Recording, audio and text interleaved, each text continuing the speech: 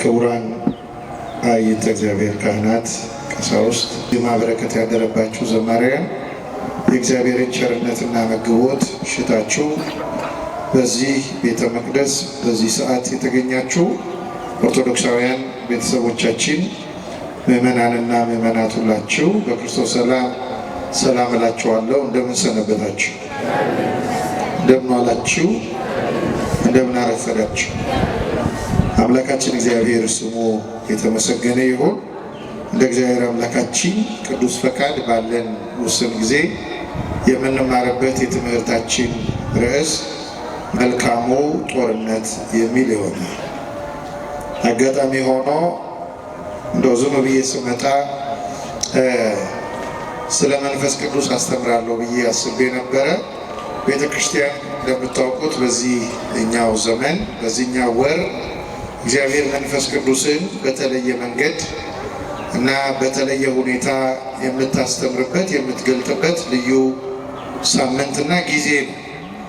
እግዚአብሔር መንፈስ ቅዱስ በቤተ ክርስቲያናችን ውስጥ በጣም ጥልቅ የሆነ ህብረትና ፍቅር ያለው አንድነት ያለው ቤተ ክርስቲያንን ባለፍሬ የሚያደርጋት የሚመግባት እርሱ እንደመሆኑ መጠን በጣም ስለ መንፈስ ቅዱስ ክርስቲያኖች ሁላችን በደንብ ማወቅ ይጠበቅብናል። እስከ ዛሬም ድረስ ሊቃውንቱ ሲያስተምራችሁ እንደነበረ አምናለሁ። አሁን ግን እንደው ዛሬ ታላቁ አባታችን አቡነ ገብረ መንፈስ ቅዱስን መታሰቢያ ዕለታቸው እንደመሆኑ መጠን ወርሃዊ መታሰቢያ ዕለታቸው ነው። እነዚህ ቅዱሳን ቤተክርስቲያን ለእኛ ለምንድን ነው በዓላቱን በራሱ በዚህ ቀን እንደዚህ የምትሰይምበት ምክንያት ምን እንደሆነም ከዚህ ጥልቅ ሀሳብ መረዳት እንድንችል ነው ርዕሱን የመረጥነው። በሁላችሁ እንደምታውቁት መቼም የጦርነት መልካም እንዴት ያለ ነው ብላችሁ በህሊናችሁ ትጠይቃላችሁ። ምን ጦርነት ደግሞ እንዴት መልካም ይሆናል? ጦርነት ሀገር ያፈርሳል፣ ንብረት ያወድማል፣ ደም ያፋስሳል፣ የህይወት ያጠፋል፣ ህፃናትን ወላጅ አልባ ያደርጋል። ስለዚህ ጦርነት ዝም ብለን በዚህ ዓለም ያለን ጦርነት መልካም ነው አንልም። በጎ ህሊና ላላቸው ሰዎች፣ ሰላም ለሚሹ ለሚፈልጉ ሰዎች እንዲህ ያለ ስጋዊ ጦርነት መልካም ሊሆን አይችልም። ነገር ግን ሐዋርያው ቅዱስ ጳውሎስ ለልጁ ለጢሞቴዎስ የመከረው አንድ ታላቅ ምክር አለ። እርሱም መልካምን የእምነት ገድል ተጋደል፣ መልካሙን የእምነት ገድል ተጋደል የሚል ምክር በዚህ በአንደኛ ጢሞቴዎስ መልእክቱ በምዕራፍ 6 ቁጥር 12 ላይ እናገኘዋለን። ስለዚህ እኛው ጦርነት ነው፣ መልካም ስለሆነው ጦርነት ነው የምንነጋገረው። የዚህ ጦርነት መልካምነት አንደኛው ራሱ መንፈሳዊ እንጂ ስጋዊ አለመሆኑ ነው። በጣም ብዙ ሰው በነገር ሃይማኖት ጉዳይ ራሱ በቤተ ክርስቲያን ጉዳይ ራሱ የቤተ ክርስቲያን ሕይወት በጥልቀት ስላልገባውና ስላልተረዳ በስጋዊ መንገድ ማሸነፍ ይፈልጋል። በስጋዊ ትግል ማሸነፍ ይፈልጋል። በስጋዊ ትግልና በስጋዊ መንገድ ማሸነፍ የሚፈልጉትን ሰዎች በዚህ የሚመጻደቁትን ሰዎች እግዚአብሔር ይተዋቸዋል።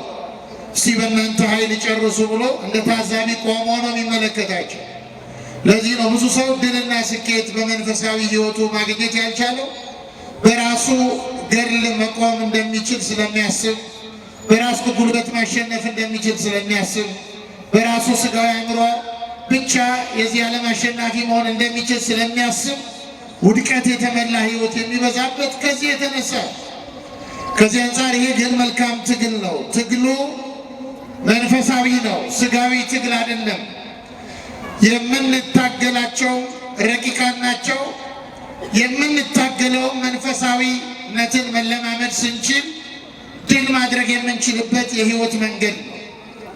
በዚህ ትግል ውስጥ የምንዋጋቸው ኃይሎች በአይን የማይታዩ ናቸው፣ ሊታዩ አይችሉም። ነገር ግን በልባችን፣ በአእምሯችን፣ በሀሳባችን፣ በፍላጎታችን የሚደመጡ ናቸው። ልክ የሰው ሀሳብ ለሌላው እንደማይታይ ሁሉ በውስጣችን የምናዳምጣቸው እኛን ሊጥሉን የሚችሉ ከእግዚአብሔር ሊለዩን የሚችሉ እና እነዚህ ናቸው። ውሳጣዊ ማንነታችን የሚያዳምጣቸው ናቸው እነዚህ ኃይሎች፣ እነዚህ እኛን የሚዋጉን ኃይሎች። በኦርቶዶክሳዊት ቤተክርስቲያን ሕይወት መንፈሳዊ ጦርነት የዕለት ተዕለት እውነታ ነው። በየዕለቱ የሚከሰት ነው። በየሰዓቱ ሕይወታችን የሚያስተናግደው ነው። ቀን እየመረጠ የሚመጣ አይደለም። ምክንያቱም ዓላማ አለው። ዓላማው ሰዎች ከእግዚአብሔር ጋር ጥልቅ ኅብረት ማድረግ እንዳይችሉ ማድረግ ነው የዚህ ዓላማ። ከዚህ አንጻር ይህ ጦርነት በየጊዜው ይደረጋል። ስለዚህ አንድ ሰው በቅድስና ለማደግ ወይም ወደ ክርስቶስ ለመቅረብ ሲፈልግ ከእግዚአብሔር ሊያርቁን ከሚፈልጉ ኃይሎች ጋር የማያቋርጥ ጦርነት ውስጥ ይገባል። እነ ቅዱስ ገብረ መንፈስ ቅዱስ በዚህ ሕይወት ነው ያለፉት። እንደኛ ሥጋ የለበሱ ነበሩ። እንደኛ ከሴት ማኅፀን የተገኙ ናቸው። እንደኛ ከወንድ ዘር ከጋብቻ የተገኙ ናቸው። እንደኛ በዚህ ዓለም የኖሩ ናቸው። ነገር ግን ዕለት ዕለት ሰይጣን የሚያመጣባቸውን ፈተና በድል የተወጡ አሸናፊዎች ናቸው። በሰማይ ያሉ ነጩን ልብስ የለበሱ ናቸው። እነዚህ ቅዱሳን የገጠማቸው እግዚአብሔርን ወደ መምሰል በሚያድጉበት መንገድ የገጠማቸው ጦርነት እኛም በምንጀምረው መንገድ ይህ ጦርነት ይገጥመናል። ይህ ጦርነት ደግሞ የሚካሄደው በሰይፍ ወይም በጋሻ አይደለም። አባቶቻችን የሄዱበት መንገድ አለ፣ ኋላ የምንመጣበት በጾም በጸሎትና በንቃት እንደዚሁም በምስጢራት አማካኝነት የሚከናወን ጦርነት ነው። እነዚህ ትጥቆች ናቸው፣ በኋላ እንመጣባቸዋለን። አንድ ሰው ትጥቅ ሳይኖረው ወደ ጦር ሜዳ ሊገባ አይችልም። ባዶውን ሊዋጋ አይችልም። አሁን ብዙዎቻችን ባዶ ማንነት ይዘን ነው ከዲያብሎስ ጋር መታገል የምንፈልገው። ብዙዎቻችን ባዶ ማንነት ይዘን ነው በመዝሙር አሸነፍን በእግዚአብሔር ብለን የምናዜመው። እንደውም እንዲህ ያለ ምስጋና እንዲህ ያለ መዝሙር አሸነፍን ብለን ስንዘምር አባቶቻችን ምን ይላሉ? ወንዝ ዳር ሄዶ መቀደስ የተኛ ሰይጣን መቀስቀስ ነው። አንዳንድ ሰዎች የተኛውን ሰይጣን ራሱ የሚቀሰቅሱ አሉ። ባዷቸው ምንም የድል መንገድ ሳይኖራቸው እንደ ድል አድራጊ ዜማ የሚያሰሙ ሰዎች አሉ። ውጊያው ትጥቅ የሚፈልግ ነው። ትጥቆቹ ረቂቃን ናቸው። እነዚህ ናቸው ረቂቃን ትጥቆች ናቸው።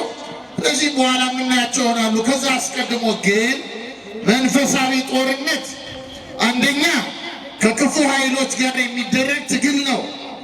ከክፉ ኃይሎች ጋር ክፋትን ከሚያስቡ ጋር የሚደረግ በሁለት መንገድ ይመጣል። አንዱ ከውስጥ የሚመነጭ ነው። ከራሳችን ውስጥ የሚመነጭ ከራሳችን ተቃውሞ፣ ይሄ ከውስጣችን የሚመጣው አንደኛው ውሳጣዊ ምኞት ነው። ሁለተኛ ፈተና ነው። ሶስተኛ የኃጢአት አስተሳሰብ ነው። ለኃጢአት ቀጠሮ መስጠት፣ ይሄ ከውስጥ የሚመነጭ ነው። እኛን የሚያሸንፈን ነው። ግባችንን፣ ዓላማችንን፣ የጀመርነውን የዘላለም ሕይወት መንገድ የሚያቋርጥብን ውሳጣዊ ኃይል ነው። ከእኛ የሚመነጭ እኛን የሚያጠቃ ውሳጣዊ ኃይል። ሁለተኛው የውጭ ነው። ከውጭ የሚመጣው ደግሞ የአጋንንትና የጨለማ ኃይል ነው። ከውጭ የሚመጣ ነው። የውስጥ ድካማችንን ተመልክቶ የመንፈሳዊ ሴሎቻችንን መሞት አይቶ ከውስጥ የተነሱ ምኞቶቻችን፣ ከውስጥ የተነሱ የኃጢአት ሀሳቦቻችንን ተከትሎ የሚያጠቃን የሚያሸንፈን ውጫዊ ኃይል አጋንንትና የጨለማ ኃይል ነው። ከነዚህ ጋር የሚደረግ ትግል ነው። ስለዚህ በዚህ መንገድ ከመጨረሻው ብዙ ጊዜ የምንፈተነው ከመጨረሻው ግባችን በሚያዘናጋው ዓለም እግዚአብሔርን ደስ የሚያሰኘውን ሕይወት ለመኖር በሚደረግ ትግል ነው። እግዚአብሔርን ደስ የሚያሰኘው ለመኖር የምንሞክረው ወጣቶች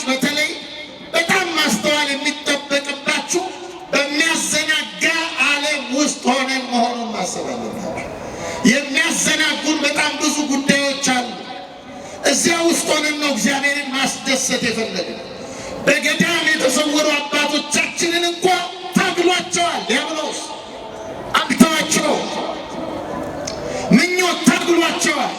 በቤተ ክርስቲያናችን ትምህርት ከሐልዮ ከነቢብ ከገቢር ከፍጡራን መካከል ንጽሕት ምንላት እመቤታችን ብቻ ነው። ቅዱሳን እንኳን ሐሳባቸው ፈትኗቸዋል። ውሳጣዊ ምኞታቸው ፈትኗቸዋል። ቅዱሳንን ቅዱስ ያሰኛቸው የውስጥ ምኞታቸውን በተግባር አለመግለጣቸው ነው።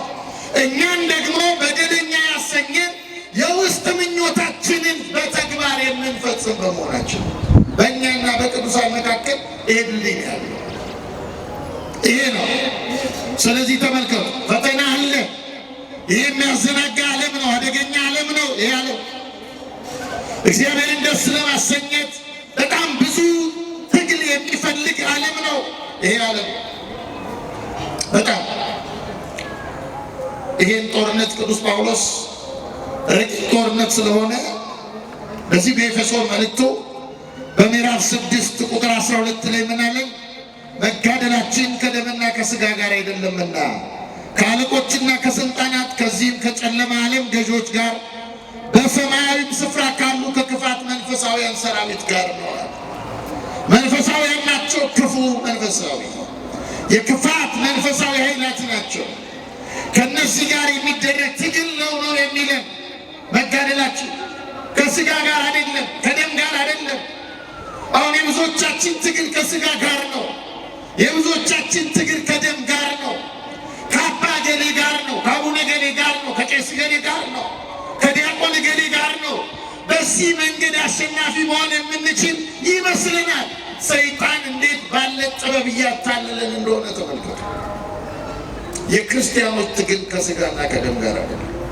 ይህ በመጽሐፍ የተጻፈ የሚኖር እውነት ነው። አባቶቻችን የኖሩት እውነት ነው።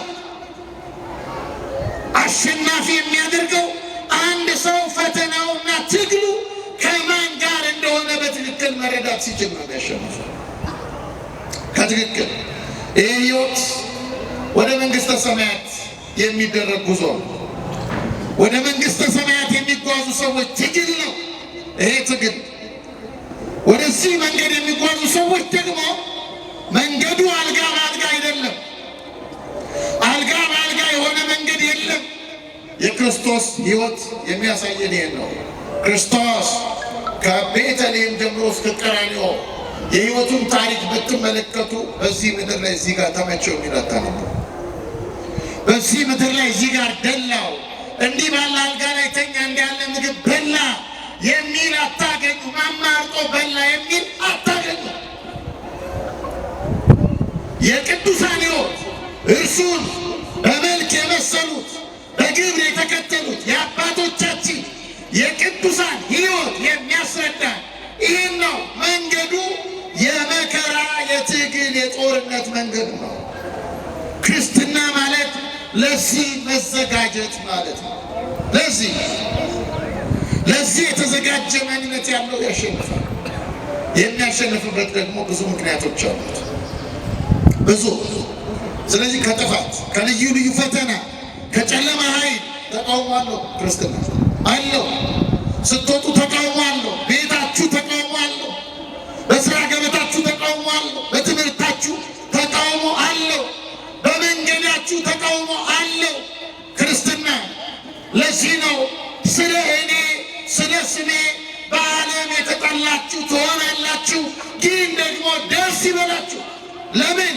ዓለሙን እኔ አሸንፌዋለሁና አለ አምላካችን። ስሙ የተመሰገነ አሸንፌዋለሁ። ምን ግን ምን አለ? መጠላት አለ። ኦርቶዶክሳዊ በመሆነ አንገት ላይ ማተብ በማሰር አስቀዳሽ መንፈሳዊ ጿሚ ጸሎተኛ በመሆነ መጠላት አለ። በማህበራዊ ጉዳዮች ላይ ቀላቅሉ ይችላል። ክርስቲያን በመሆን ይሄ ትግል አለ፣ ይሄ ተቃውሞ አለ፣ ይሄ ፈተና አለ፣ ይሄ ጦርነት አለ። ታዲያ ይህ ዓለም ለክርስትና መስቀለኛ መንገድ ነው። መስቀለኛ ክርስቶስ ያደረገው በቢታንያ ቤት አልኳችሁ፣ አልሰማችሁ? ጮክ በሉና ንገሩ። በቢታንያ። በጣም የሚገርመው ያረገው በቢታንያ ነው። መከራም የጀመረው በቢታንያ ነው። የክርስቶስ መከራ የጀመረው ቢታንያ ነው።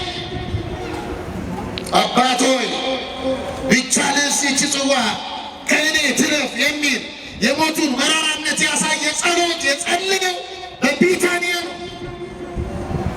ክብሩንም ያሳየው ደመና እየጠቀጠቀ ወደ ሰማይ የወጣው በቢታንያ ነው።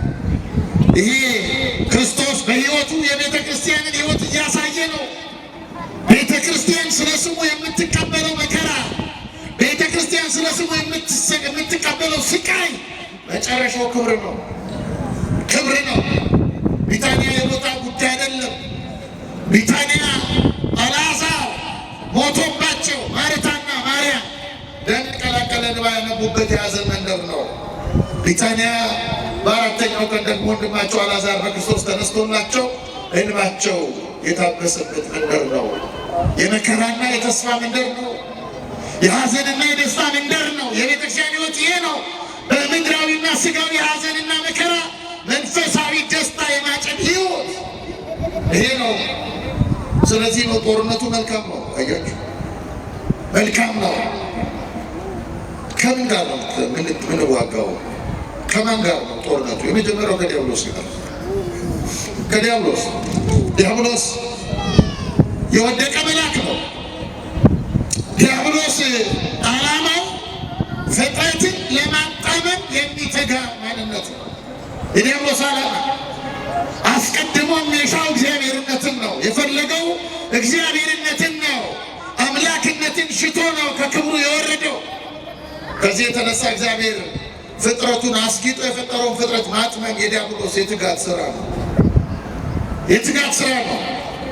ይሄ ዲያብሎስ ሁልጊዜ እኛን ከእግዚአብሔር መንግሥት ለማውጣት ተግቶ የሚሰራ ነው።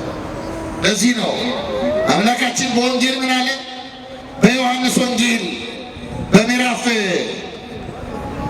8 ቁጥር 44 ላይ አንድ ነገር አለ። እናንተ ከአባታችሁ ከዲያብሎስ ናቸው፣ የአባታችሁን ምኞት ልታደርጉ ትወዳላችሁ። እርሱ ከመጀመሪያ ነፍሰ ገዳይ ነበረ፣ እውነትም እርሱ ስለሌለ በእውነት አልቆመም። ሐሰትን ሲናገር ከራሱ ይናገራል፣ ሐሰተኛ የሐሰትም አባት ነውና። ከዲያብሎስ እውነት ሊወጣ ይችላል። ምናልባት እውነት የሚመስል ነገር ሊያሳይ ይችላል። እውነት የሚመስል ነገር የሚያሳየው አሜን ብላችሁ እንድትቀበሉት እንጂ ዲያብሎስ እውነት ሊናገር አይችልም። አሁን ብዙ ሰዎች አይታችኋል። አጥማቂ ነን ምናምን ቅባ ቅዱስ እንቀባለን በሚሉ ሰዎች የሚታለሉ ጅሎችን ተመልከቷቸው። ብለው ሚሉ ሰይጣን መሰከረ፣ ጎረቤቴ ጠላቴ እንደሆነ ሰይጣን መሰከረ ይላል። እንደውስ እንዴት ያለ ጅል ነው ሰው! ይሄ ነው ከውስጣችን ምኞት በመነሳት ሰይጣን እንዴት እንደሚያጠቃን ተመልከቱ። እንዴት ለመቀበል አጣርተን ለመቀበል እስኪ ቸግረን ነው የሚያደርገው ዲያብሎስ። እስኪ ቸግረን እንዴ! አንዲት ልጅ አሁን በተሳሳተ መልእክት አንድ ሌላ አላውቅም የኔን ስም እንደው ስመ ሞክሼ ያለው ጠንቋይ ያለ ይመስለኛል እና እዛዋ በቮይስ ከአረብ ሀገር የላከችልኝ ድምፅ ስሰማ በጣም ያዘንኩት እና ምን ብሎ ነግሯታል። እሷ ተሳስታ ስልኬን ከሌላ አግኝታ መምህር ተስፋዬ ስትል ሰጥተዋት ነው። ምንድን ያሉት? እናንተ ቤት ከባድ መንፈስ አለ፣ እናትሽን ያ መንፈስ ስለያዛቸው የምትልዩን ገንዘብ በሙሉ የሚያጠፉብሽ ለዚህ ነው። ልጅቷ የእናቷ ጠላት እንድትሆን አያችሁ። ሰይጣን እንዴት እንደሚጫወትብን አይታችኋል። ለዚህ ነው እኮ መጽሐፍ ይላል ሰይጣንን እምቢ በሉት። እስቲ እምቢ በሉት በሉ። በቃ ከእናንተ ይሸሻል። እምቢ በሉት እኮ ዲያብሎስ ከባድ ነው፣ ጥበበኛ ነው። ወደ እኛ የሚመጣው ለመጣል ነው። ለዚህ ነው ዮሐንስም በራእዩ ዮሐንስ ምዕራፍ 12 ቁጥር 9 ላይ ምን አለ? ዓለሙንም ሁሉ የሚያስተው ዲያብሎስና ሰይጣን የሚባለው ታላቁ ዘንዶ እርሱም የቀደመው እባብ ወደ ምድር ተጣለ ነው። ወደ ምድር ተጣለ። ሚካኤልና ሰራዊቱ ድል ከነሱት በኋላ ከልዕልናው ከክብሩ ወረደ። ዓለምን ለማሳት የቀደመው እባብ ይለዋል ጌታችን። አስቀድሞ በኦሪት ዘፍጥረት ምዕራፍ 3 ላይ እግዚአብሔር ምንድን ያለው? እባቡን ሲረግመው አንተ በሆድህ ትሳባለህ፣ የምድርን አፈር ትበላለህ። በአንተና በሴቲቱ መካከል ጠላትነት አደርጋለሁ፣ በዘርህና በዘሯ መካከል። ዘሯ ራስ ግን ይቀጠቅጥሃል፣ አንተም ሰኮናውን ትነክሳለህ አሉ እግዚአብሔር። አያችሁ፣ ሰኮናው የተባልን እኛ ነን እኮ ምዕመናን፣ የክርስቶስ ሰኮናዎች። የእርሱን ኮቴ መንገድ ተከትለን የምንሄድ እውነትም መንገድም ሕይወትም እኔ ነኝ እንዳለ የእርሱን መንገድ የምንጓዝ ነን እኛ። ስለዚህ መንከስ ይወዳል ዲያብሎስ። የመጀመሪያው ውጊያችን ከዲያብሎስ ጋር እርሱ የሚዋጋን ድክመታችንን ለማግኘት በመመርመር ነው። ክርስቶስን በዚያ በገዳመ ቆሮንቶስ እንዴት የሚመረምረው እንደነበረ አይታችኋል። አንዳንዴ በረሃብ፣ አንዳንዴ ደግሞ ይህ በምትሃት ድንጋዮችን ወርቅ በማድረግ ይህን ዓለም እሰጥሃለሁ ለእኔ የምትሰግድልኝ በማለት ሰይጣን በምርምር ነው የሚመጣው። ይመረምራል። ከዛ ለዓይናችን ማራኪ የሆኑ እይታዎችን ያመጣል። ለጆሮአችን ተስማሚ የሚመስሉ ሙዚቃዎችን ያመጣል። ብዙ ወጣቶች እኮ አንገታቸው ላይ ማዕተብ አስረው አንገታቸው ላይ መስቀል አንጠልጥለው ሊዘምሩ ሲገባቸው ባልገባቸው የሙዚቃ ምናምን ሲደንሱ ቲክቶክ ላይ ምናምን የምታዩዋቸው ለዚህ እኮ ነው። በዲያብሎስ የመሸነፍ ድል እንድናደርገው እግዚአብሔር ይርዳል። በጎ ነገሮችን ለመስማት ያለ ለጆሮቻችን በጎ የሆነ እግዚአብሔር ሀሳብ እንዳይመጣ አሁን እኛ በማስታወቂያ መምጣት ነበረብን። ቅድም መምህሩ ሲናገሩ እንደው ኧረ እባካችሁ ሽበሉ ሲሉ ድንቅ ይለኛል ነው ታውቃላችሁ። ሰይጣን እንዴት ክፉ እንደሆነ ተመልከቱ። ለቤተ ክርስቲያንና ለሀሳቧ እንድንል ለእሱ እሺ ልንል ነው የሚያደርገን። ይህ ነው ከባድ። ከሱ ጋር ነው የምንታገል ከዲያብሎስ ጋር። ዲያብሎስን እንዴት አሸንፈዋለሁ ብለን እናስብ የሆነ ጥቂት ነገሮች አሳያችኋለሁ። ግን ተመልከቱ ክርስቲያን፣ ከእርሱ ጋር እንታገላለን። እርሱ የሚፈትንን ነገር በሙሉ በፊታችን ያቀርባል። እንደ ብፌ ምግብ ያቀርባል። በጣም አሁን አይታችኋል፣ ፕሮሞሽኖችን አይታችኋል።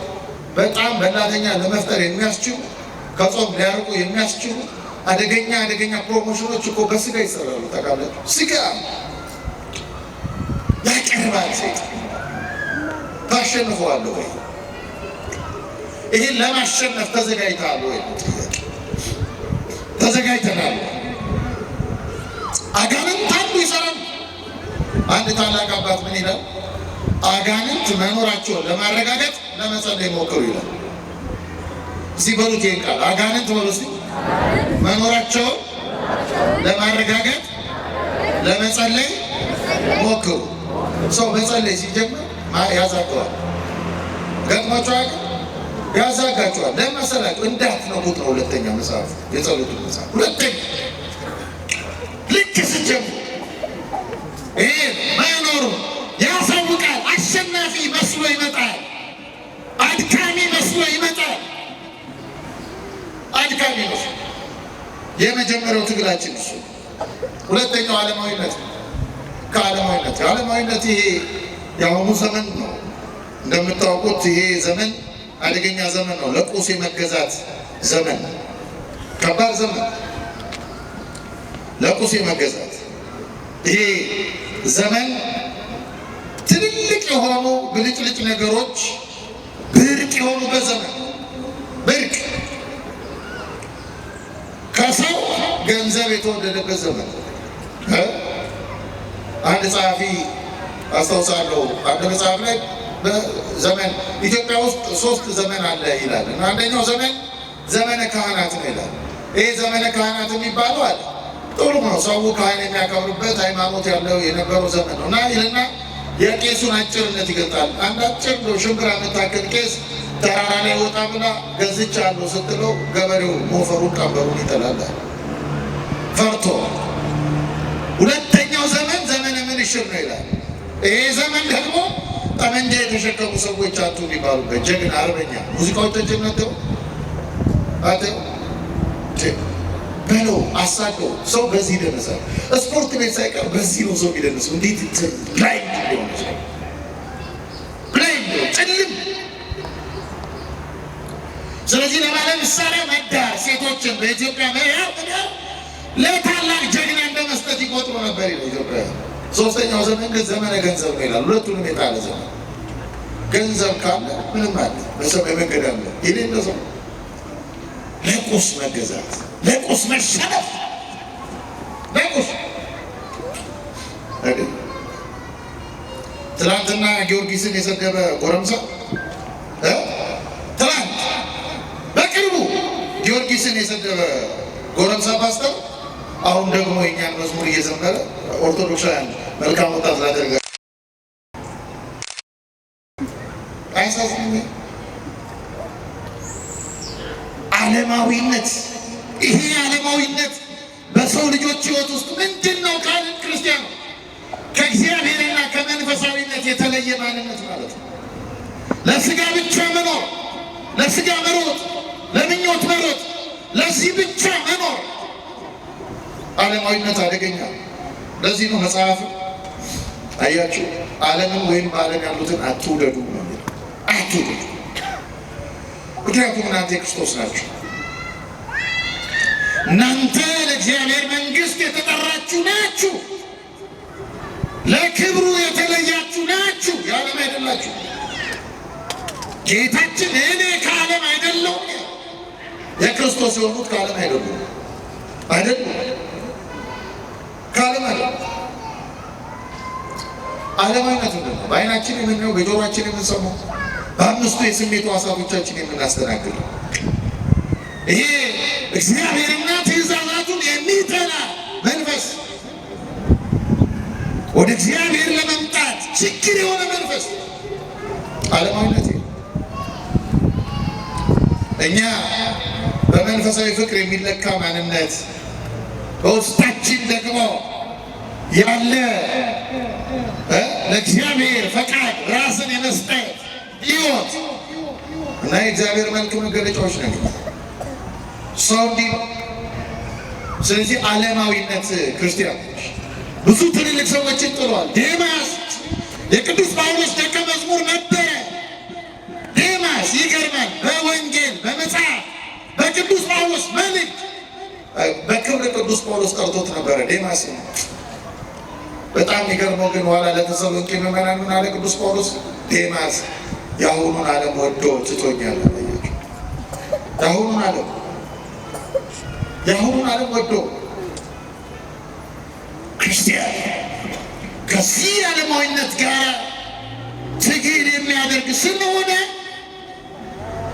ጦርነት ላይ ነው። ጦርነት ላይ አይተኛም። ወታደር አይተኛም። ወታደር አይተኛም። የእግሩን ጫማ አያወልቅም። ወታደሮች የወታደር ቤተሰብ ያላችሁ ሰዎች ወታደሮች ቤት ሲመጡ ለረፍት ጫማቸውን ስታወልቁ እግራቸውን ነፍረው ጊዜ የላቸው። ጊዜ የለህም ማለት ጊዜ ለምን ዘላለማዊነትን ሊነጥቅ ዲያብሎስ ረፍት የለውም። ይሰራል።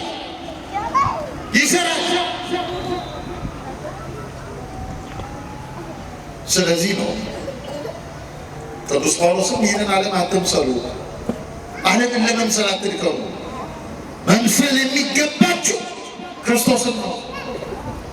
መምሰል የሚገባችሁ ገብረ መንፈስ ቅዱስን ነው፣ ቅዱሳንን ነው መምሰል የሚገባ። ሞዴል ማድረግ ካለብን እነዚህን አባቶች ነው፣ እንከን የለሽ አባቶች እንደ መስታወት የሚያብለጨልጩ የክርስቶስን መልክ የምንመስለው አለን፣ የምንከተለው አለን እኛ። ስለዚህ ተመልከቱ፣ ይህን ዓለም አትምሰሉ። ሶስተኛው ምኞት የውስጥ ምኞት፣ ከእሱ ጋር ነው የምንታገለው፣ ከምኞት ጋር። ስጋዊ ምኞት አንድ ዓላማ አለው፣ አንድ ዓላማ። ይሄ ዓላማ ምንድን ነው ካላችሁ መግዛት፣ በምኞት መገዛት፣ እንድንገዛለት ይፈልጋል። እንድንገዛለት ገዝቶ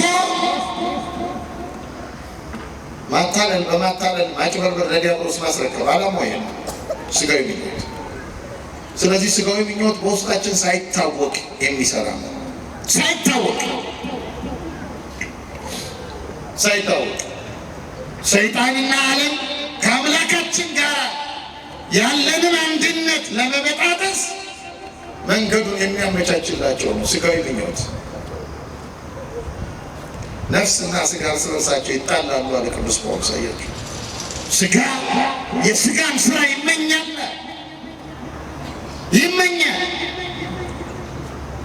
ቤተ ክርስቲያን ዛሬ ባለ መንፈስ ቅዱስን ገብረ መንፈስ ቅዱስን የምታዘክረው ጣዖት እንድታመልኩ አይደል? በተጋድሎ ውስጥ ያለውን አሸናፊነት ከነሱ እንድትማሩ ነው። ከቅዱሳን እንድንማር ነው፣ እንድንረዳ ነው። ይህን እንድንረዳ። ስለዚህ ምኞት፣ ሰይጣን፣ ዓለም ጥምረትን ይመሰርታሉ። በእኛ ላይ ጥምረትን መስርተው እንደ ኔቶ ነው የሚያጠቁ። ያጠቋል። መከላከያ ትጥቅ የለህም፣ ትጠቃለህ።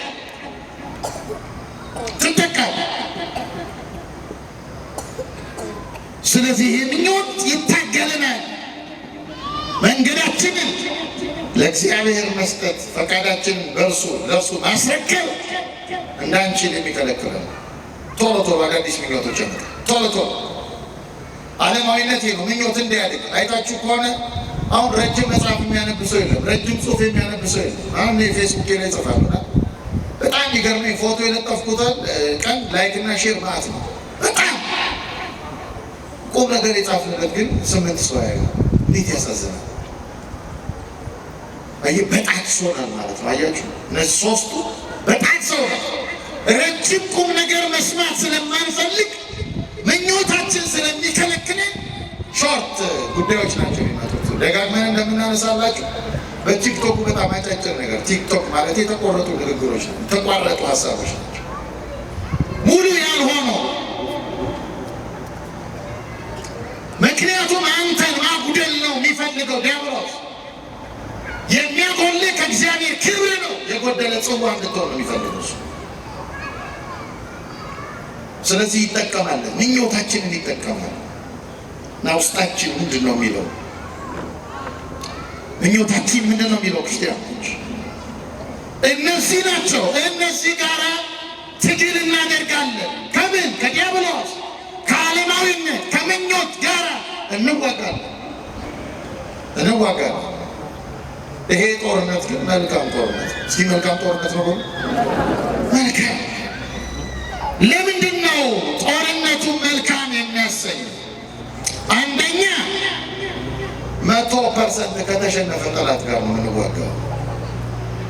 100% ክርስቶስ አምላካችን በመስቀል ላይ 100% ነው ያሸነፈው። ማን ነው ይሄ? መሬትን የለበሰ በስጋ የተገለጠ ስሙ ማን ነው? የማንስ ልጅ ነው? እንዴት አሸነፈኝ ብሎ ዲያብሎስ የተደነቀበት 100% በክርስቶስ ሞት የተሸነፈ ነው። 100% በክርስቶስ መሸነፉን ደግሞ ያረጋገጠልን ትንሣኤው ነው። ዲያብሎስ እንዳሰቀለው አልቀረም። አምላካችን ሞትን ድል አድርጎ ተነስቷል፣ ተሸንፏል። ጦርነቱ መልካም ያሰኘው ከተሸነፈ ጠላት ጋር ነው የምትታገሉ። አታይ የተሸነፈ ጠላት እንዴት ያሸንፈናል ወዳጆች? እንዴት ያሸንፈናል? አባቶቻችን ቅዱሳን ይህንን ስለተረዱ ነው ያሸነፉት። ከተሸነፈ ጠላት፣ ድል ከተነሳ ጠላት። ሁለተኛው ጦርነቱን መልካም የሚያሰኘው የምንታገለው ከእግዚአብሔር ጋር ሆነን ስለሆነ። ከማን ጋር? አልሰማችሁ? ከእግዚአብሔር ጋር። እኔ ያለ አምላካችን እስከ ዓለም ፍጻሜ ከእናንተ ጋር ነኝ። ከእናንተ ጋር እስከ ዓለም ፍጻሜ ከእናንተ ጋር ነኝ። ድል የተነሳ ጠላት እግዚአብሔር ከእኛ ጋር ሆኖ የሚያሸንፍ። አትፍራ እኔ ጋሻ ነኝ ያለ ለአብርሃም የተናገረ እግዚአብሔር ከእኛ ጋር ነው። ከቅዱስ ጳውሎስ ጋር የነበረ እግዚአብሔር ከእኛ ጋር ነው።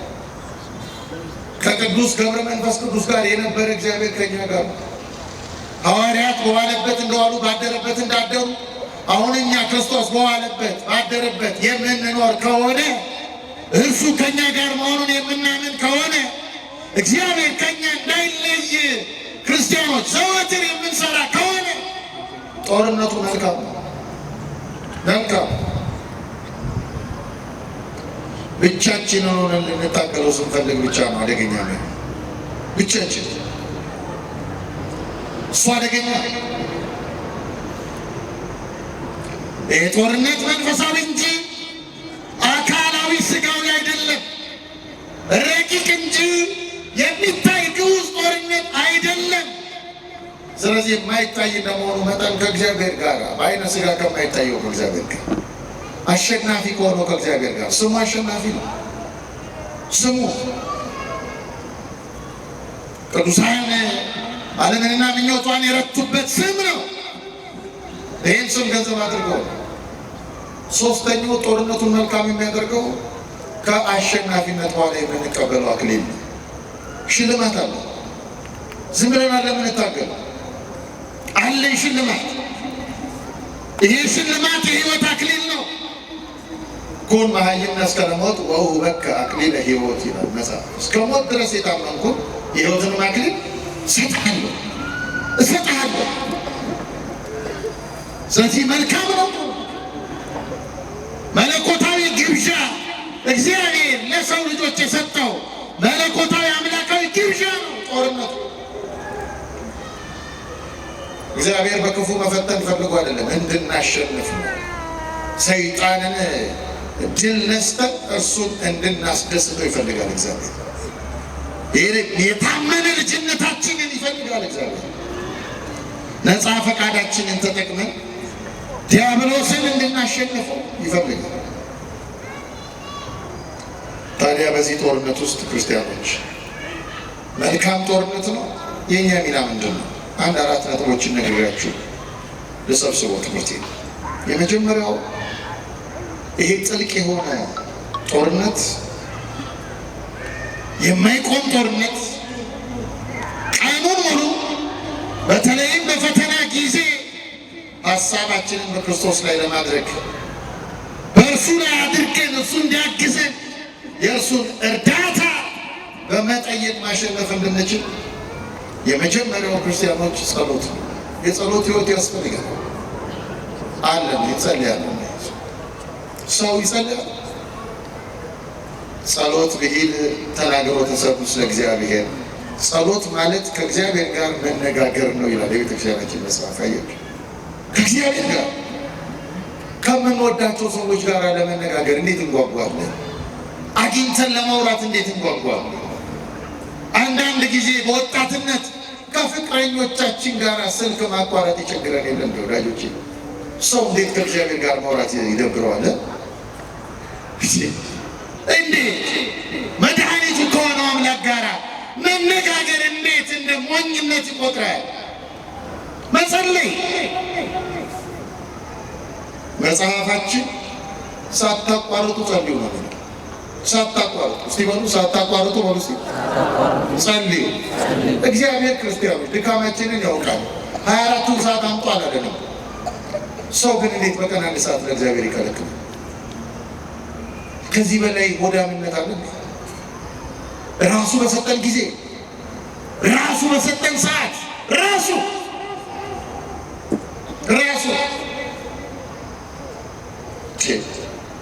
ምን የትኛው አንድ ቀን እኮ የሚቋረጥ ህይወት እኮ ነው ክርስቲያን።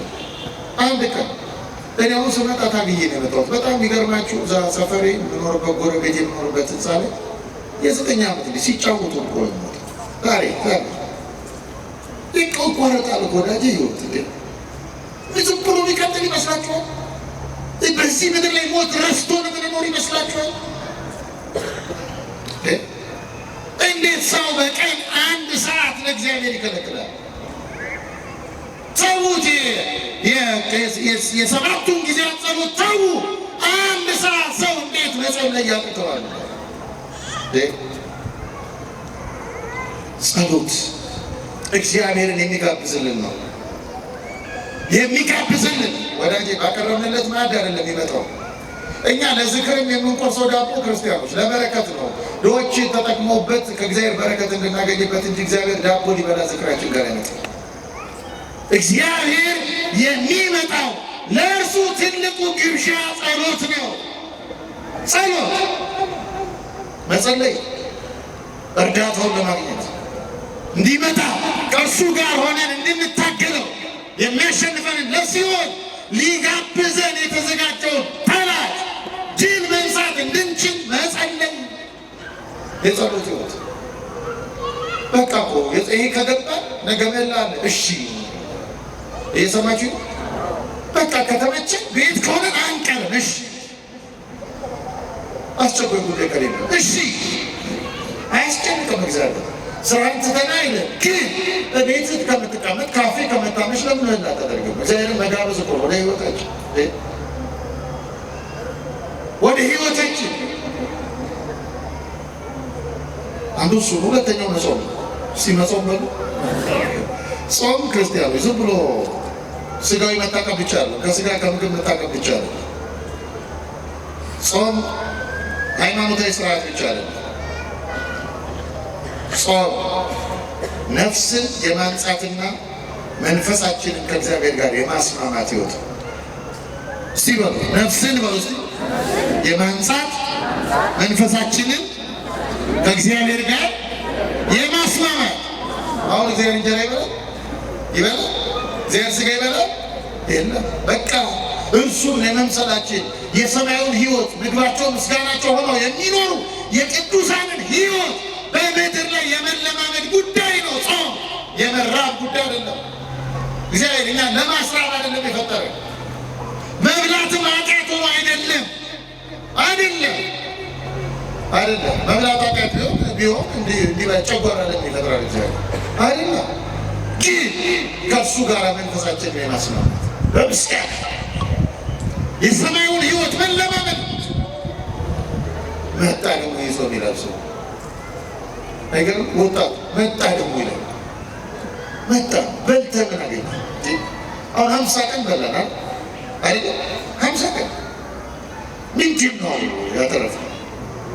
ረሃባችንን ሙሉ ለሙሉ አቋርጠልን 50 ቀን የበላነው ስለ ዛሬ ሾው ከመላ ከለከለ ቢያደርግልን ኖሮ ጥሩ ነበር። የለም መጾም ዲያብሎስ የማይወደው ጾም ነው። ብላ ብሎ ክርስቶስ ነው የጋበዘው። አያችሁ በተራበ ጊዜ ብላ። ጌታ ምን ያለ ሰው ከእግዚአብሔር በሚወጣ ቃል ሁሉ እንጂ በእንጀራ ብቻ አይኖርም። አያችሁ ጅልስ ክርስቲያኖች የጾምን ህይወት መለማመድ። ይሄ ጾም የእኛን የራሳችንን ስጋዊ ምቾት በመካድ ፈተናዎችን እንድንቋቋምና ክርስቲያኖች ፈተናችንን ተቋቁመን ከፊታችን ያለውን አምላካችን እግዚአብሔርን ፈቃዱን እንድንማር የሚያደርገን የሚያበረታን ጾም፣ ለዚህ የሚያሰለጥነን ነው። የስልጠና ቤት ነው ጾም። አንድ ታላቅ አባት ምን ይላል መሰላችሁ? እንዲህ ይላል። የጾምን መግባት ተከትሎ ምን ይላል? የመከልከል ነፃነት በራ ይላል። ታውቃላችሁ? መከልከል ነፃነት ነው። ሎጂካሊ ነፃነት አለ መከልከል። ግን ምን አለ አባት? የመከልከል ፈቃድ በራልን፣ የመከልከል ጸጋ በራልን። ያለምን የነፍስ ነፃነት ሆኖ አለ ጾም። ነፍስ የምታጌጥበት ነው። ነፍስ የምትለብስበት ነው። ነፍስ የምታሸበርቅበት ነው። መንፈሳችን ከእግዚአብሔር ጋር የሚስማማበት ነው። ጦርነቱ ተመልከቱ። የምናሸንፈው ስንጾም፣ ስንጸልይ፣ ስንጾም። ሶስተኛው ምስጢራት ቅዱስ ቁርባን በመቀበል። አሁን ስጋው ደግሞ እንደውም ለወጣቱ አሉታዊ ትምህርት አለ። አሉታዊ ትምህርት የማያስፈልገው ስለ ስጋው ደግሞ መስማት የማያስፈልገው እንዲህ የመሰለ ነው ቅዱስ ቁርባን። የኦርቶዶክሳዊ ትውፊትና ሕይወት ክርስቶስን ገንዘብ ለማድረግ መንፈሳዊ ምስጢራት ለመንፈሳዊ የሚያበቃ ከኃጢአታችንና ከዲያብሎስ ሽንገላዎች ሁሉ የሚያስጥልን መንገድ ነው፣ በር ነው፣ ኃይል ነው። ከዚያ በኋላ ይህን የንስሐ ምስጢረ ንስሐ ካከናወን በኋላ ወደ ቅዱስ ሥጋው ወደ ክቡር ደሙ ስንመጣ ትጥቃችን ሙሉ የሆነ የክርስቶስ ሥጋና ደም ስንቀበል ነፍሳችን ለጦርነት በሚያጸና መንገድ በጸና መንገድ ከእርሱ ጋር እንተባበራለን ከክርስቶስ ጋር። የመጨረሻው ንቁነት ነው። እስቲ ንቁነት ነው ሁሉ ዲያብሎስን ማሸነፍ መንገድ መንቃት ነው። ቅዱስ ጴጥሮስ ምንድን ነው ያለው? በአንደኛ ጴጥሮስ ምዕራፍ 5 ላይ ንቁ ባላጋራችሁ ዲያብሎስ የሚውጠውን ፈልጎ እንደሚያገሳ አንበሳ ዙሪያችሁን ይዞራችኋል። ንቁ አንተ የምትተኛ ንቃ ነው የሚለው ቅዱስ ጳውሎስ። አያችሁ፣ ይሄ ነው የመንፈሳዊ ጦርነት ዋና ጉልበት፣ ንቁ መሆን ነው። ንቁ መሆን፣ አለመተኛት፣ አለመዛል። ስለ ሀሳቦቻችን፣ ስለ ድርጊቶቻችን እና ስለ ቃሎቻችን ንቁ መሆን ያካትታል። ሀሳቦቻችን በውስጣችን ያሉ የኃጢአት ሀሳቦች ወደ ተግባር እንዳይለወጡ የሚከለክልን ንቃት። ይህ ወሳኝ ነው። ምክንያቱም ኃጢአት ብዙውን ጊዜ የሚጀምረው በአእምሮ ውስጥ ነው። በዚህ ውስጥ ነው የሚጀምረው፣ በዚህ ውስጥ። ስለዚህ ኃጢአት በዚህ ውስጥ ይመጣ። ሀሳቦች ቁጥጥር ስለማይደረግላቸው እኔ በጣም የሚገርመው ፌስቡክ ላይ አይታችኋል። ፌስቡክ ፖስት የምታደርጉባት ቦታ ላይ ያለችውን እንግሊዝኛ አንብቧት። ባጭሩ ዋትስ ኦን ዩር ማይንድ ነው የሚለው። ባይኖር ያለው ምንድን ነው? ዘርግፈው ምንም ይሁን አስባለሁ የሚል ዘርግፍ። ክርስቲያን ንቁ ከሆነ አእምሮ ለስድብ ሳይዘጋጅ፣ ሌላውን ላይሳደብ፣ ሌላውን ላያዋርድ፣ የሰው ክብር ላይነካ ራሱን መጠበቅ እንዲችል በልቡ ያሰበው ነገር ወደ ድርጊት እንዳይለወጥበት አቅም ጉልበት ይሆናል። እንዲህ ይላል አንድ አባ ዮሐንስ ሐጺር የሚባል ሐጺር አጭር ነው። ዮሐንስ ሐጺር ይህ ታላቅ አባት ምን ይላል መሰላችሁ? ጠላት ንቁ መሆናችንን ሲያይ ጦርነት ውስጥ መሆናችንን ሊያዘናጋን ይፈልጋል። ስለዚህ አለ ንቃታችንን አለ እኛ ራሳችንን አለ ነቅተን እንድንጠብቀው እንድንጠብቀው ከሆነ በመንፈሳችን ከእግዚአብሔር ጋር እንድንስማማና ጠላታችን እኛን ወደ ጥፋት ኢየሱስ ስሙ አሸናፊ ነው። ኢየሱስ የሚለው ስም በውሳጣዊ ሕይወታችን ይህን ስም ገንዘብ ስናደርገው ጠላታችንን እናሸንፈዋለን በስሙ። ብከነወጎሙ ለኵሎሙ ጸርነ ይላል ዳዊት። በአንተ ጠላቶቻችንን ሁሉ ድል እናደርጋቸዋለን በስምህ። ስሙ አሸናፊ ነው። የኢየሱስ ክርስቶስ ስም ጥልቅ ኃይል ነው። ጥልቅ ኦርቶዶክሳዊ ትውፊትና ሕይወት ይህንን ስም ይህንን ማንነት አጋንንት በክርስቶስ ስም ድል እንደሚነሱ እንደሚንቀጠቀጡ ያስተምራል። ትልቁ ችግር መጠንቀቅ የሚገባል ኢየሱስ በሚለው ስም አውሬው እንዳይበላ ብቻ። ቤተክርስቲያን የምታውቀው ቤተክርስቲያን የምታስተምረው የቤተክርስቲያን ራስ የሆነው መድኃኒት ሕይወት የሆነው መስዋዕት የሆነው እርሱን በመጣል ስሙን ከስማችን ጋር በማተም ለምን የጌታን ስም የሚጠራ ሁሉ ምን ይላል? ይድናል። ስለዚህ በዚህ ነው ስሙን በመጥራት የእግዚአብሔር ልጅ ጌታ ኢየሱስ ክርስቶስ የእግዚአብሔር ልጅ ማረኝ፣ ጠብቀኝ፣ ኃይሉ ነኝ፣ ለእኔ በመስቀል ሞታ፣ ለእኔ ተቸንክራ፣ ለእኔ የሾህ አክሊል ደፍታ፣ ለእኔ 6000 ጅራፍ አስተናግዳ። ስለዚህ እባክህ ማረኝ፣ ጠብቀኝ፣ ወጣትነቴን ሰይጣን እንዳይበላው፣ ወጣትነቴን ዓለም እንዳይበላው፣ ክርስትናዬን ሲኦል እንዳይበላው ጠብቀኝ። ስሙን መጥራት ገንዘብ ማለት ይሄ ማለት በዚህ ጦርነት ውስጥ ብቻችንን አይደለም። ስመ ኢየሱስን እንጠራለን። እግዚአብሔር ከኛ ጋር ኃያሉ አምላካችን የቅዱሳን አምላክ። ከዚያ በዚህ ጦርነት ውስጥ ደግሞ ስለኛ እንደ ቤተክርስቲያናችን ትምህርት ክርስቲያኖች ቅዱሳን መላእክትና በምልጃቸው በቃል ኪዳናቸው በአሸናፊነታቸው መንፈስ እንደ ደመና ዙሪያችንን የከበቡ ምስክሮች አሉ። ቅዱሳን አርአያ የምናደርጋቸው የማሸነፍን መንፈስ ከቃል ኪዳናቸው የሚያካፍሉን እነዚህ ቅዱሳን ወደፊት ባለው ትግል ቅዱስ ጳውሎስ ነግሮናል። ዕብራውያን መልእክት ምዕራፍ 12 ቁጥር 1 ላይ ምን አለ? እነዚህን የሚያህሉ ምስክሮች እንደ ደመና በዙሪያችን ካሉ። ደመና ማለት ክብር ማለት ነው። ክብር የብሉይ ኪዳኑን ትምህርት በመገናኛ ድንኳን ብትመለከቱ በመገናኛው ድንኳን በታቦቱና በሕዝቡ መካከል መገናኛ ድንኳኑን የሚጋርደው ደመና ነበረ። አማናዊቱን ድንኳን እመቤታችንን የሚጋርዳት መንፈስ ቅዱስ እንደሆነ መንፈስ ቅዱስ ይጋርድሻል አላት። እውነተኛው ክብርና ደመናችን እርሱ ነው። ከዚያ ደግሞ በእርሱ መንፈስ ክርስቶስ ከችግኝነት እስከ ዛፍነት ያሳደጋቸው ቅዱሳን ደግሞ በእኛ ሕይወት ውስጥ ምስክሮቻችን ናቸው። የአሸናፊነት የቅዱሳኑ የተጋድሎ መንፈስ የነገብረ መንፈስ ቅዱስ የተጋድሎ መንፈስ የትጋት መንፈስ የሰማዕታቱ የመጽናት መንፈስ የጽናት መንፈስ የሊቃውንቱ የመታመን መንፈስ ለሃይማኖት ለትምህርት እነዚህ ናቸው።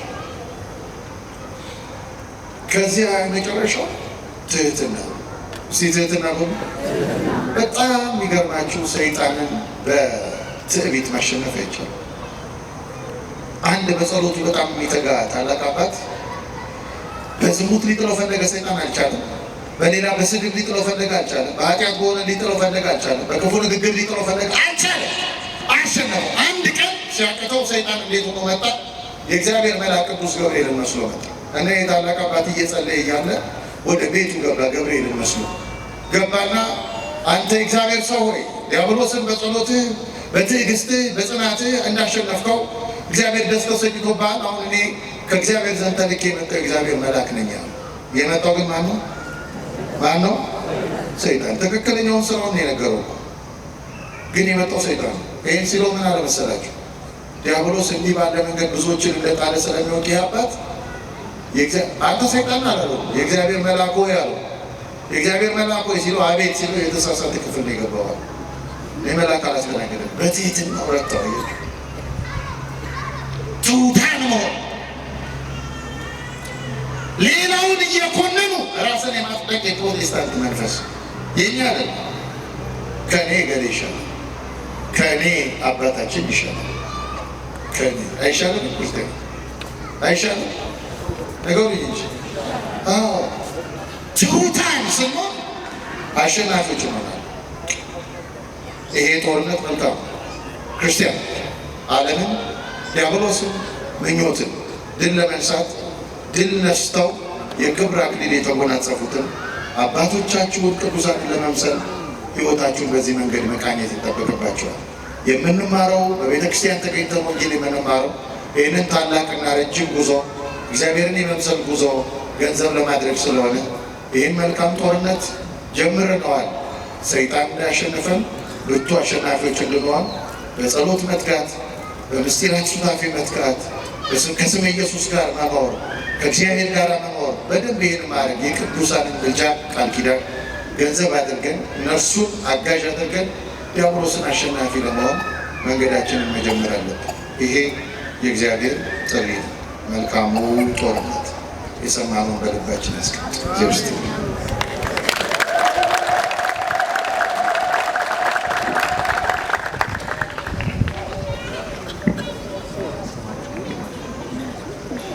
ማን ይመስገን? አመስግኖት እግዚአብሔር። እንዲህ እስኪ የተኛችሁ ብቻ ልበሉ። አይኛ ነገር ያልተኛችሁ እዛ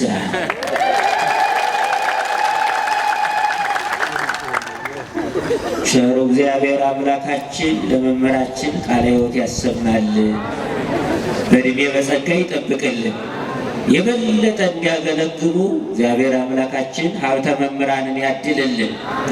ስለ ሁሉም እግዚአብሔርን አመስግኑት። ነገ ምን አልኳችሁ? ኧረ ተው አይዟችሁ፣ ንገሩኝ ጮክ ብላችሁ። ቅዳሜስ ለነገው የማህበረ ኪዳነ ምሕረት ዘአየር ጤና ወርሃዊ ልዩ ጉባኤ አዘጋጅተናል። የዚያኛው ደግሞ የጀመርነውን እንቀጥላለን። የሐዲስ ኪዳን ቀን ነው። ማስከኞሳ ስርዓተ ቤተ ክርስቲያን እግዚአብሔር አምላካችን ማስተዋሉን ያድለን። አሁን ቀጥታ ወደ ዝማሬ ወስዳችኋለሁ። የሚዘምርልን ወንድማችን እጅግ የምንወደው በመግቢያችን ላይ በዝማሬ ያገለ